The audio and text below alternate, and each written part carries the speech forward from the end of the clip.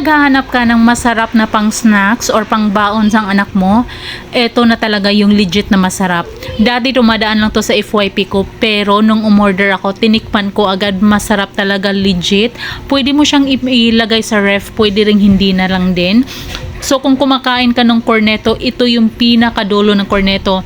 3 flavors available, strawberry, matcha, and chocolate.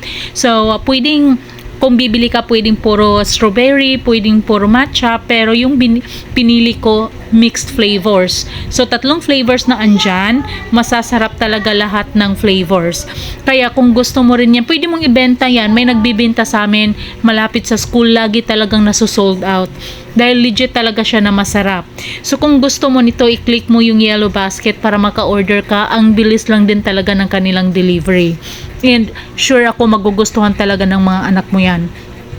Mga anak ko rin gustong gusto nila, nire-request nila na yan na lang yung lagi nilang baon sa school, pati ako gusto ko rin.